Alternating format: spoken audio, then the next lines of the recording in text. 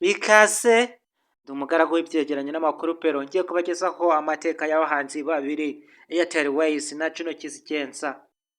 Nkuko nagiye mbigarukaho twahereye kuri Juno kizigenza. Juno kizigenza yatangiye gukoresha urubuga nka YouTube ku itariki 16 z'ukwa 10 2019, naho Airtel wayz nawe yatangiye gukoresha urubuga nka YouTube ku itariki 21 z'ukwa 8 2019. Murumva neza ko bahuriye mu mwaka umwe. Umwe yatangiye ku itariki 16 z'ukwa 10, undi atangira kuri 21 z'ukwa 8.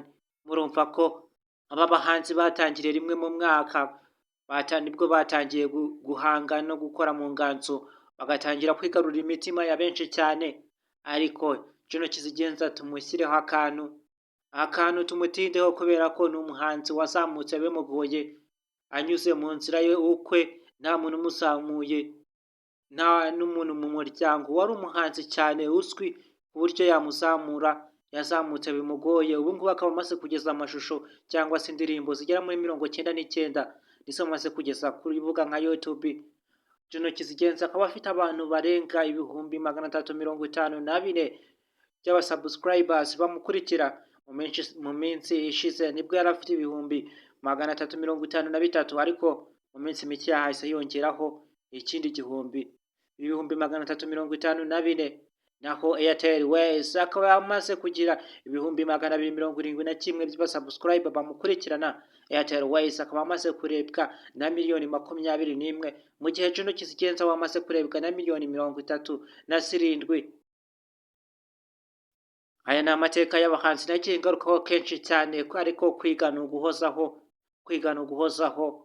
Niyo mpamvu buri munsi turiga. Uko wiga cyane ni nako wibagirwa.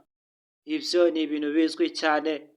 Mboneyeho kwakira abantu cyangwa se abafana ba Juno kizigenza n'aba Airtel wayz, aho muri hose nyagasani nabaho umugisha utagabanyije. Kandi mboneyeho kwakira abantu mwese mugeze kuri uyu muyoboro bwa mbere mutari mwakora subscribe.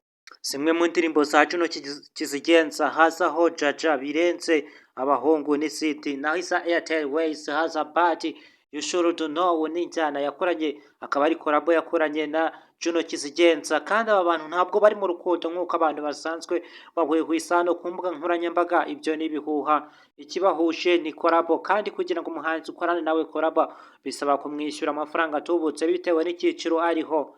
Bivugwa yuko uyu mukobwa Airtel wayz ari we wishyura nyine Juno kizigenza kugira ngo nawe azamuke atere intera, agera ikirenge mu cye nk'umuntu ugeze abasubscribe ibihumbi 354. Nuko bimeze. Ndabakunda cyane.